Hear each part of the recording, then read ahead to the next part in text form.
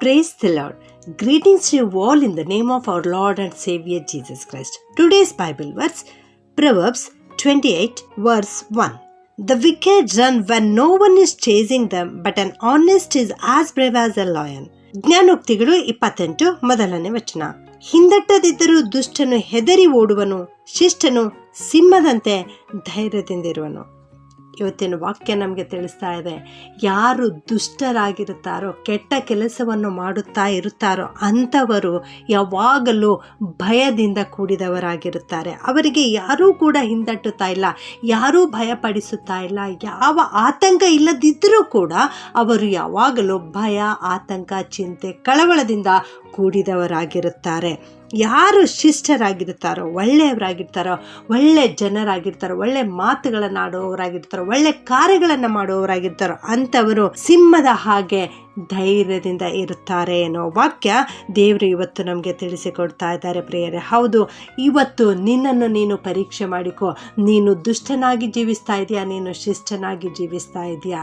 ಸಿಂಹಕ್ಕೆ ಕಾಡಿನ ರಾಜ ಎಂಬುದಾಗಿ ಕರೆಯುತ್ತಾರೆ. ಆ ಸಿಂಹಕ್ಕೆ ಬಹಳ ಧೈರ್ಯವಿರ್ತದೆ. ಅಷ್ಟೇ ಅಲ್ಲದೆ ಅದು ಬುದ್ಧಿಶಾಲಿಯೂ ಕೂಡ ಆಗಿರುತ್ತದೆ. ಆ ಸಿಂಹ ನೋಡುವುದಕ್ಕೆ ಬಹಳ ಗಂಭೀರವಾಗಿರುತ್ತದೆ. ಅದು ಗರ್ಜಿಸಿದರೆ ಎಲ್ಲರೂ ಭಯಪಡುತ್ತಾರೆ. ಅಷ್ಟು ಅದರ ಧ್ವನಿಯಲ್ಲಿಯೇ ಗಂಭೀರತೆ ಇರುತ್ತದೆ. ಆದುದರಿಂದಲೇ ಜ್ಞಾನಿಯಾದ ಸೊಲೊಮೋನನು ಜ್ಞಾನೋಕ್ತಿ 30:30 ಯಾವುದಕ್ಕೂ ಹೆದರಿ ಓರೆಯಾಗದ ಮೃಗರಾಜನಾದ ಸಿಂಹ ಎಂಬುದಾಗಿ ಅಲ್ಲಿ ಬರೆಯುತ್ತಾನೆ. ನೀತಿವಂತರ ಧೈರ್ಯವು ಸಿಂಹಕ್ಕೆ ಸಮಾನವಾದುದು, ಶಿಷ್ಟರ ಧೈರ್ಯವು ಸಿಂಹಕ್ಕೆ ಸಮಾನವಾದದ್ದು. ಆದುದರಿಂದಲೇ ಇಲ್ಲಿ ಅರಸನಾದ ಸೊಲೊಮೋನನು ಬರೆಯುತ್ತಾನೆ, ಶಿಷ್ಟನು ಸಿಂಹದಂತೆ ಧೈರ್ಯದಿಂದಿರುವನು ಎಂಬುದಾಗಿ. ಸತ್ಯವೇದದಲ್ಲಿ 3 ವ್ಯಕ್ತಿಗಳು ಸಿಂಹದ ಹಾಗೆ ಧೈರ್ಯದಿಂದಿರುವುದನ್ನು ನಾವು ನೋಡುತ್ತೇವೆ. ಮೊದಲನೇದಾಗಿ ದಾವೀದನು ಒಬ್ಬ ಸಿಂಹದ ಹಾಗೆ ಗೊಲ್ಯಾತನನ್ನು ಎದುರಿಸಿದನು ಮತ್ತು ಸಂಸೋನನು ಅವನ ಎದುರಿಗೆ ಬಂದಿರತಕ್ಕಂಥ ಸಿಂಹವನ್ನು ಪರಿಶುದ್ಧಾತ್ಮನಿಂದ ತುಂಬಲ್ಪಟ್ಟವನಾಗಿ ಎದುರಿಸಿದನು. ಹಾಗೆಯೇ 3ನೇದಾಗಿ ದಾನಿಯೇಲನು ಸಿಂಹದ ಗವಿಯಲ್ಲಿ ಹಾಕಿದಾಗ ಅವನು ಸಿಂಹದಂತೆ ಧೈರ್ಯದಿಂದ ಇದ್ದನು ಎಂಬುದಾಗಿ ನಾವು ಸತ್ಯವೇದದಲ್ಲಿ ಓದುತ್ತೇವೆ ಪ್ರಿಯರೇ. ದಾವೀದನು ಕೂಡ ಒಂದು ಸಿಂಹದ ಹಾಗೆ ಧೈರ್ಯದಿಂದ ಇದ್ದನು ಎಂಬುದಾಗಿ ನಾವು ನೋಡುತ್ತೇವೆ. ಗೊಲ್ಯಾತನನ್ನು ಎದುರಿಸುವಾಗ ಸಿಂಹದಂತೆ ಧೈರ್ಯವಾಗಿ ಎದುರಿಸಿ ನಿಂತು ಜಯಿಸಿದನು. ಒಂದು ಸಾಧಾರಣವಾದ ಸಿಂಹವು ತನಗಿಂತಲೂ ಎಷ್ಟೋ ಬಲಿಷ್ಠವಾದ ಆನೆಯನ್ನು ಎದುರಿಸುತ್ತದೆ. ಅದೇ ರೀತಿಯಲ್ಲಿ ಒಬ್ಬ ಚಿಕ್ಕ ಬಾಲಕನಾಗಿರ್ತಕ್ಕಂಥ ದಾವೀದನು ದೈತ್ಯಾಕಾರದಲ್ಲಿರ್ತಕ್ಕಂಥ ಗೊಲ್ಯಾತನನ್ನು ಎದುರಿಸಿದನು. ದೇವರ ನಾಮದಲ್ಲಿ ಹೋಗಿ ಅವನು ಆ ಗೊಲ್ಯಾತನನ್ನು ಎದುರಿಸಿ ಕೆಡವಿ ಕೊಂದು ಹಾಕಿಬಿಟ್ಟನು ಪ್ರಿಯರೇ. ನೀತಿವಂತನಾದ ದಾವೀದನೊಂದಿಗೆ ಕ್ರಿಸ್ತನು ಇದ್ದುದರಿಂದ ಅವನು ಧೈರ್ಯವಾಗಿ ಗೊಲ್ಯಾತನನ್ನು ಬೀಳಿಸಿದನು. ಸಂಸೋನನು ಒಂದು ಸಿಂಹ.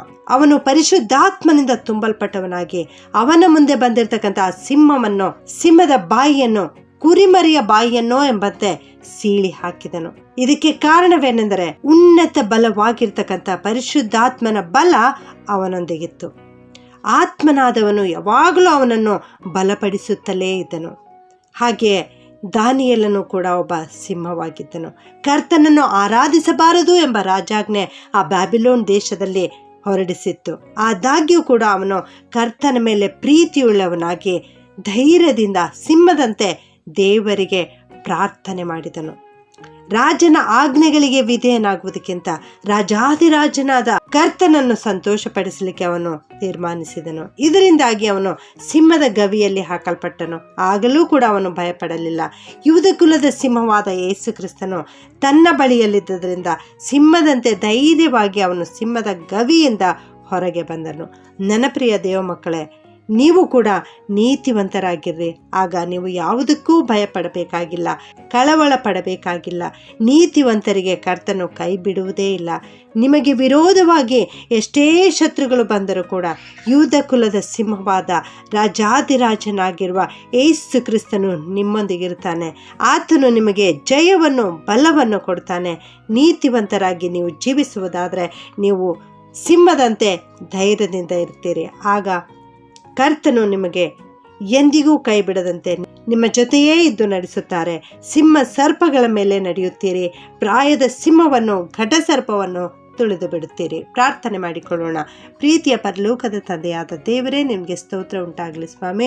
ಇಂದು ನೀವು ಕೊಟ್ಟಿರುವ ವಾಕ್ಯಕ್ಕೋಸ್ಕರ ಸ್ತೋತ್ರಪ್ಪ. ಶಿಷ್ಟನು ಸಿಂಹದಂತೆ ಧೈರ್ಯದಿಂದಿರುವನು ಏನೋ ವಾಕ್ಯ ಇವತ್ತು ನಮಗೆ ಕಲಿಸಿಕೊಟ್ಟಿದ್ದೀರಿ ತಂದೆಯೇ, ನಿಮಗೆ ಸ್ತೋತ್ರಪ್ಪ.